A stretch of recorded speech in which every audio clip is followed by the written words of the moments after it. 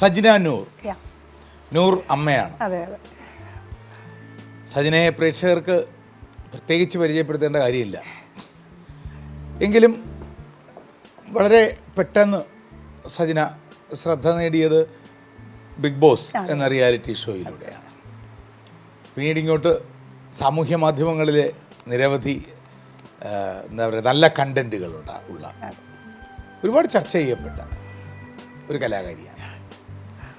ഇതിന് അല്ലാതെ ഇതിനപ്പുറത്ത് മറ്റൊരു സജിനയുണ്ടല്ലോ, ഒരുപാട് ഇഷ്ടങ്ങളുള്ള ചെറിയ പിണക്കങ്ങളൊക്കെ ഉള്ള ഒരു കൊച്ചുകുട്ടിയായിരുന്ന കാലം മുതലുള്ള സജിനയെക്കുറിച്ച് പറയും.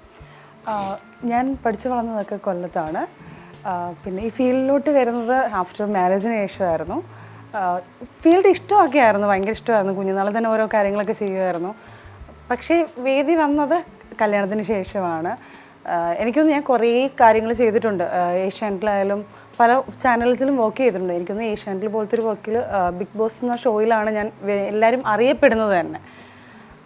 ഇതാണ് എൻ്റെ ലൈഫ്. ഇപ്പോൾ പരമ്പരകളുണ്ട് കൈനിറയെ. അതെ അതെ, ഇപ്പം സീരിയൽ ഇപ്പോൾ ചെയ്യുന്നുണ്ട്. പിന്നെ ഒരു ഹാപ്പി ന്യൂസാണ് എൻ്റെ ഇപ്പം കരിയർ തന്നെ ഒരു ചേഞ്ച് വരുത്തുന്നൊരു മൂവി വരുക. തമിഴ് മൂവിയിലോട്ട് എൻട്രി ആണ്. ശശികുമാർ സാറിൻ്റെ പേരായിട്ടാണ് വരുന്നത്. അത് ഒരു ലൈഫ് ചേഞ്ച് ആയിരിക്കും എൻ്റെ.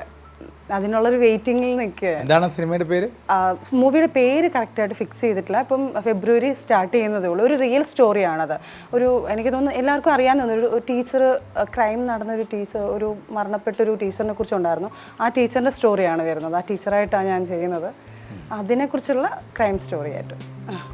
അതൊരു എനിക്ക് തോന്നുന്നു എല്ലാവരുടെയും മനസ്സിലോട്ട് കയറാൻ പറ്റുന്ന ഒരു വലിയൊരു എൻട്രി തന്നെയാണ്. കാരണം ആ ടീച്ചർ അത്രത്തോളം എല്ലാവരുടെയും ആ തമിഴ്നാട്ടിൽ എല്ലാവരുടെയും മനസ്സിൽ കയറിയ ഒരു ക്യാരക്ടറാണ്. അപ്പം അത് ചെയ്യാൻ പറ്റുന്നതിൻ്റെ ഏറ്റവും വലിയ ഭാഗ്യം. അതിൻ്റെ ഒരു വെയിറ്റിങ്ങിലാണ് ഘട്ട. വ്ളോഗുകൾ കൂടുതലായി പരാമർശിക്കുന്നത് ഇത്തരം വിഷയങ്ങളാണ്. ഇത്തരം വിഷയങ്ങൾ വ്ളോഗ് ഞാൻ അധികം വ്ളോഗൊന്നും ചെയ്യാറില്ല. ഭയങ്കര സോഷ്യൽ മീഡിയയിൽ ഭയങ്കര കുറവാണ് എല്ലാവരും. പക്ഷേ എല്ലാവരും വിചാരിക്കുന്നത് ഭയങ്കര സോഷ്യൽ മീഡിയ ഭയങ്കരമായിട്ട് യൂസ് ചെയ്യുന്നതാണ്. ഒരു സോഷ്യൽ മീഡിയ ഇൻഫ്ലുവൻസർ ആണ് സജിന എന്നാണ് ഞാൻ അറിഞ്ഞത്. അയ്യോ അല്ലല്ലോ. ഞാൻ വർക്ക് ചെയ്ത് നമ്മൾ ഏഷ്യാനെറ്റിൽ വർക്ക് ചെയ്ത് ബിഗ് ബോസ് വർക്ക് ചെയ്തിട്ടുണ്ട്. അല്ലാതെ സോഷ്യൽ മീഡിയയിൽ ഞാൻ അത്ര വലിയ ആക്റ്റീവ് ഒന്നും അല്ല. കൊച്ചിയിലാണ് ഇപ്പോൾ താമസിക്കുന്നത്. കൊച്ചിയിൽ, ട്രിവാൻഡ്രം, കൊല്ലം ഇങ്ങനെ ഓടി നടക്കുകയാണ്. ഷട്ടിൽ അടിക്കുക. അതെ. അതർവൈസ് ജീവിതം സുഖം, ഹാപ്പി. പിള്ളേരെ, കുഞ്ഞ്, ഉമ്മി, ഫാമിലി എല്ലായിട്ട്. എത്ര കുട്ടികളാ? 2 പേര്. എന്താ അവരുടെ പേരുകൾ? മോൻ റോവൽ, ഹസൻ ബിൻ ഫിറോസ് എന്ന ഒഫീഷ്യൽ നെയിം. മോള് സൻഹ, മോള് 6th, മോൻ 3rd. രണ്ടുപേരെയും ഞങ്ങളുടെ അന്വേഷണം അറിയിക്കും. തീർച്ചയായിട്ടും സാർ, തീർച്ചയായിട്ടും. അശ്വമേധം കണ്ടിട്ടുണ്ടോ? തീർച്ചയായിട്ടും സാറിൻ്റെ ഞാൻ വലിയൊരു ഫാനാണ്. നല്ല രസമുണ്ട് കേട്ടോ, വസ്ത്രവും മാലയും കമ്മലും ഒക്കെ. Thank you. നല്ല അണിഞ്ഞൊരുങ്ങിയ നല്ല ചന്തത്തിൽ ഉള്ള ആളുകളെ കാണുമ്പോൾ തന്നെ ഒരു സന്തോഷമാണ്. Thank you. ചന്തം ഇല്ലാത്തവരെ കാണുമ്പോൾ സന്തോഷമില്ല എന്ന് ഞാൻ പറഞ്ഞില്ല കേട്ടോ. അല്ലെങ്കിൽ ചന്തം എന്നത് നമ്മുടെ വസ്ത്രത്തിലും ആഭരണത്തിലും മുഖത്തും മാത്രമല്ല അല്ലേ, മനസ്സിലാണ്. തീർച്ചയായിട്ടും അല്ലേ? തീർച്ചയായിട്ടും. സജിനയുടെ ആ പുഞ്ചിരിയിൽ സജിനയുടെ മനസ്സിന്റെ ചന്തവും ഉണ്ട്. Thank you sir. പാട്ട് പാടുമല്ലേ? അയ്യോ ഇല്ല.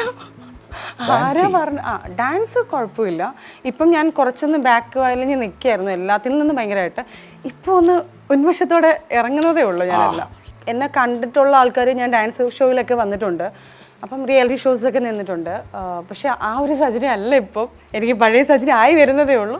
കുറേ പ്രാക്ടീസൊക്കെ ഒന്നും ഇല്ലാതിരുന്നിട്ട് മൊത്തം പഴയ സജിനയിൽ നിന്ന് ഭയങ്കര ഡിഫറെൻ്റാണ് ഇപ്പം. പഴയതിലെ ഊർജം ഉൾക്കൊണ്ടും പഴയതിലെ വേദനകൾ ഉപേക്ഷിച്ചും ഒരു പുതിയ സജിനയാകട്ടെ. തീർച്ചയായിട്ടും സാർ.